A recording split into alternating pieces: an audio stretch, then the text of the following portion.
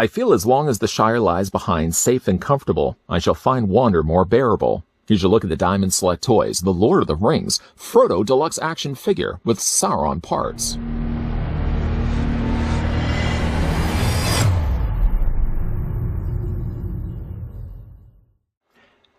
This deluxe action figure of Frodo is based on his appearance in Lord of the Rings, The Fellowship of the Ring.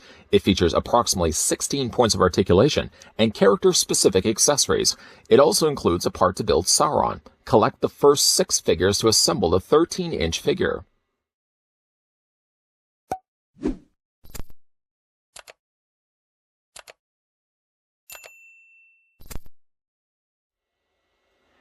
Before this journey gets started, and we get a closer look at the Lord of the Rings deluxe action figure of Frodo, let me thank the folks over at Diamond Select, who provided the sample of Frodo that we could have a look at in this video. Following up to that, let's bring in the ruler. I'm going to put it as close to Frodo's head as I can get it.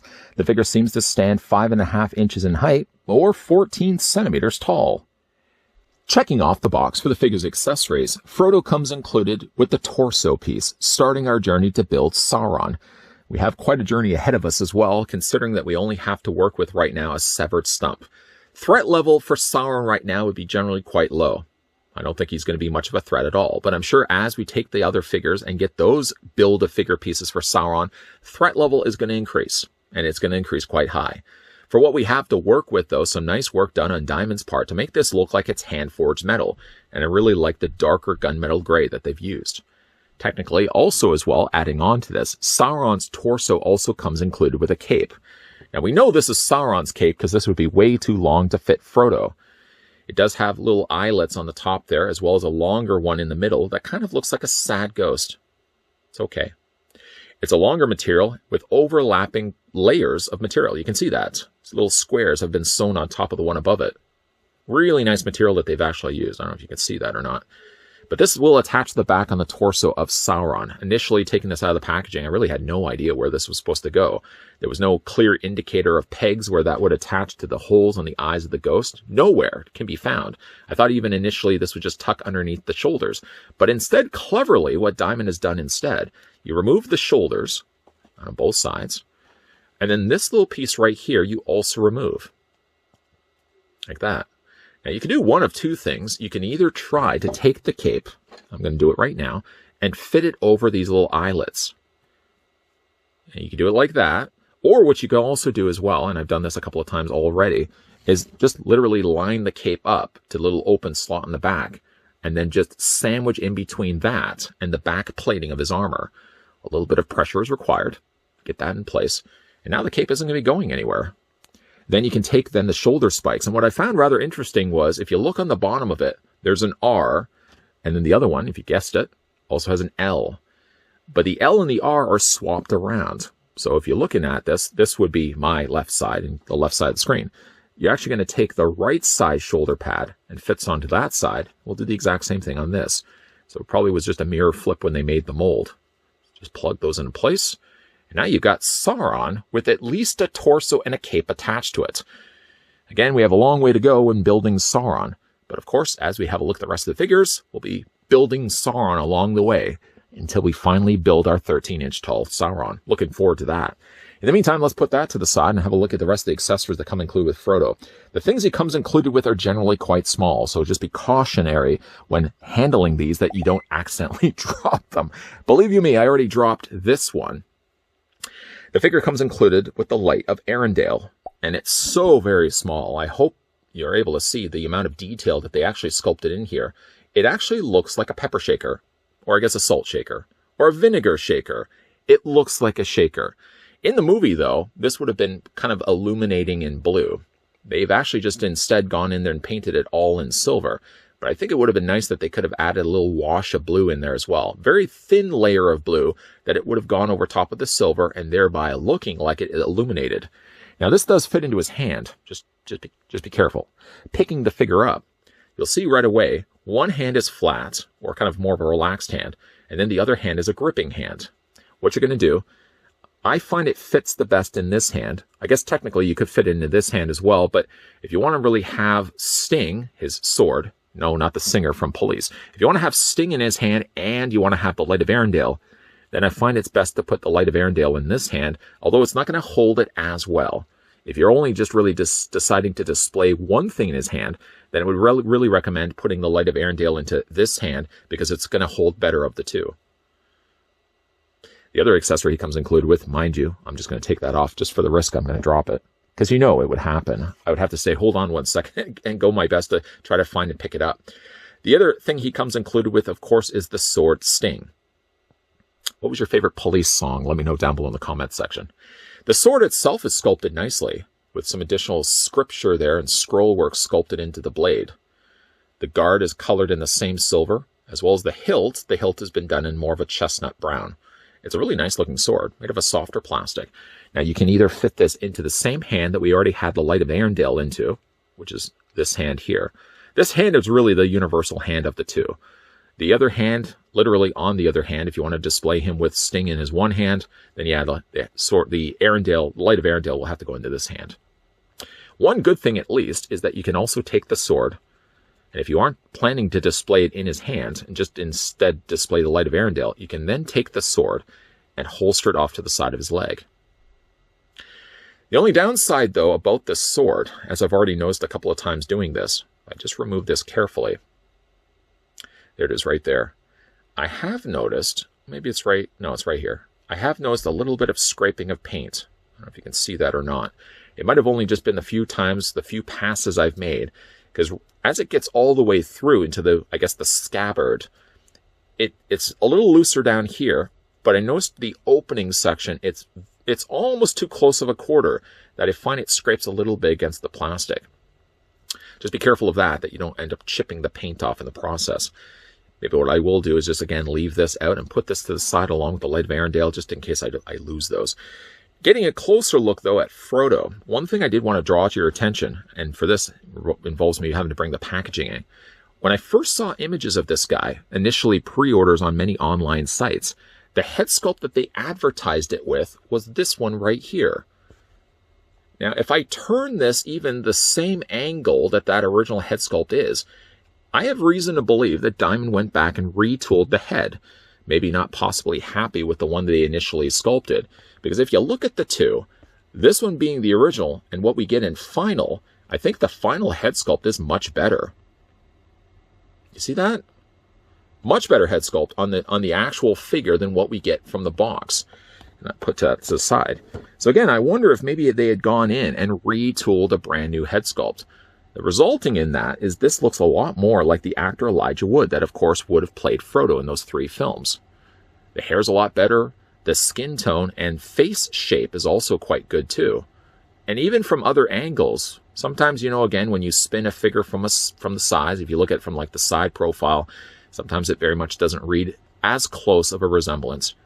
I gotta say, like, it does look good from all angles. Like, that still looks like Elijah Wood. That looks like Elijah Wood there. And I really like the way that they've sculpted the hair. The hair itself is still kept really to a much darker brown that they've used. They haven't added an extra wash or anything like that. But I don't really think like the hair needed necessarily additional paint work. The eyebrows are a little on the long side, but still, I mean, this one eyebrow right here almost looks like it wants to join the little bridge in the middle between the 2 cities. Still, though, like the eyes are nicely done. Paint around the mouth. Darker, but not to the point where it looks like lipstick. Yeah, really happy with the head sculpt. As for the rest of the outfit, as for the rest of the figure, we're going to look at his outfit. He does have the jacket on. Now, the jacket is made of a softer material. I do think I like the way that they've made that sculpt around the scabbard, instead of actually having a jacket covering over top of it, which is sometimes what they do with figures, not Diamond specifically, just across the board with companies. When they produce figures that have sword or holsters for swords, don't they always put like the jacket over top of it? Like this side, for example, that you always then have to take the jacket and pry it away to get access to the sword. Instead, they just simply sculpted the cape, the jacket around it. I think that's so much better. I mean, yes, it does look like the jacket is always sort of being blown back by the wind, but I would much rather that than having to take the jacket and always keep prying it back to grab the sword. Coloring is good, kind of really kept to very much earth colors, a lot of real browns and a lot of browns of it. You can see like the jacket, for example, this brown isn't quite the same brown that they used for the vest. It's really the little bit of color that they do put in for like the scabbard, the silver on the top and the bottom, not to mention the white shirt, does add some much needed, much appreciated color, because if not for that, it is really a lot of brown happening on the figure, but at least they did use different shades of brown, similar to the costume they would have had in the movie. Now, of course, we can talk about the one main thing about any Hobbit is the fact he does have hairy feet. Boy, does he ever have hairy feet. At least they did paint it. They sculpted it too, so they didn't just add a blob of, say, brown paint and call it a day and say, there you go, there's hair on the top of his feet. They did actually sculpt in the hairs. I'm really glad to see that they did do that. The feet themselves are generally quite big. They've even gone to the mile of actually painting darker areas on the bottoms of his feet, so it looks like they're dirty, because after all, these hobbits are going to be walking around barefoot. You'd like to think at least they're going to have pretty dirty undersoles, and I'd like to see that they actually did do that on the figures. You may also notice as well that the figure has pegals on the undersides of his feet, but Frodo, as well as the rest of the Lord of the Rings, as far as I know, don't come included with display stands. For Frodo's articulation, we'll start first with his head sculpt. Head rotates all the way around. It doesn't really look up. I mean, I'm doing it right now. Yeah, you probably don't believe me. I'm doing it right now. Unfortunately, just by the length of the hair that's behind his head, it just eliminates any bit of articulation being able to move the head backwards like this. But at least you can still move Frodo's head forward, and you can also rock it back and forth as well. As for the arms comfortably come out, not quite at a full 90 degrees, but just a little less than that. What would you say that is? 75? Going with 75, everybody? Unanimously is going with 75? Okay, we'll go with 75. 75 degrees on the angle tilt of the shoulders. You can't bring them out any further past that point. You can take the arms and rotate them all the way around. The figure does have no bicep swivel. It's all sculpted sleeve, but at least he does have a bend in the elbow, which you can rotate the forearms back and forth. Hands rotate also all the way around. You can hinge those back and forth. Figure has no upper articulation in the torso. He does have a waist swivel, so at least there's that. Now, initially, I would have wondered why they wouldn't have put like a torso joint, like sort of abdomen ball joint or something like that in there. Now, for me, really, other than the fact that, yeah, it would have been nice to have articulation in Frodo's torso, it would have also broke up the sculpt that they did for the vest.